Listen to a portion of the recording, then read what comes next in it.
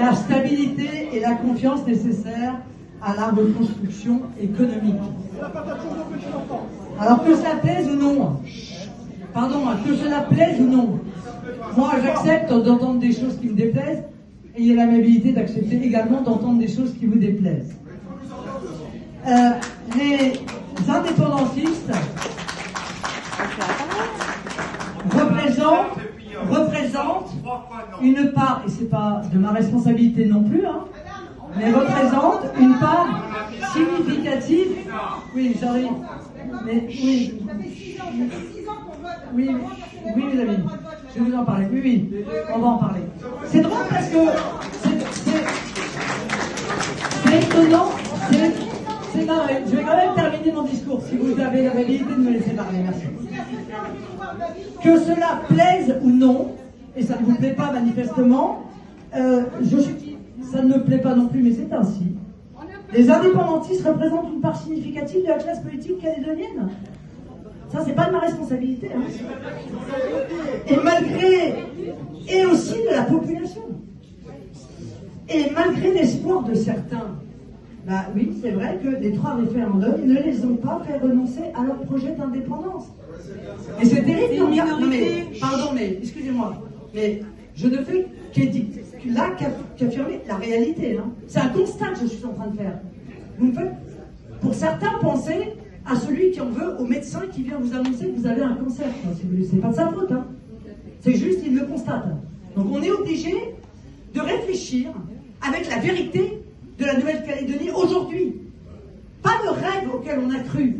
Pas le rêve auquel on veut croire.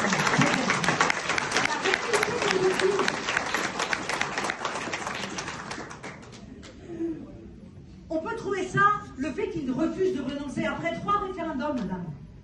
On peut trouver ça, évidemment, antidémocratique, injuste.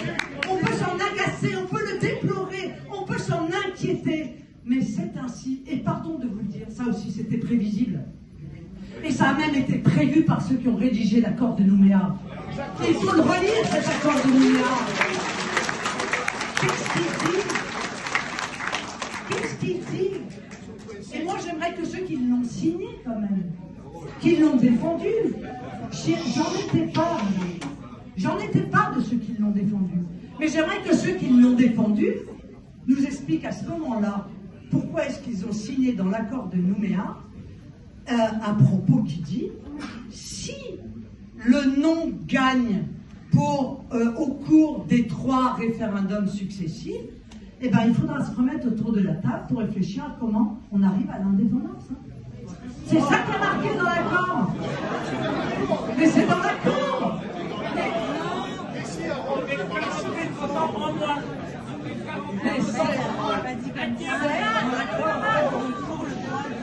Évidemment, et vous le savez. Vous savez très bien que les promoteurs de l'accord, en réalité, ont intégré cet accord dans un processus de décolonisation. Que c'est dans la Constitution. Mais dire non ne changera pas, dire non ne changera pas ce qui a été signé. Alors, moi, je veux dire que certains aient signé ou défendu cet accord et se disent aujourd'hui, on a peut-être été trahis. Il y avait, je l'ai dit d'ailleurs avec sincérité, je pense qu'il y avait des ambiguïtés qui en réalité ont permis à chacun de voir ce qu'ils avaient envie de voir ou de croire ce qu'ils avaient envie de croire. Il n'en demeure pas moins que cette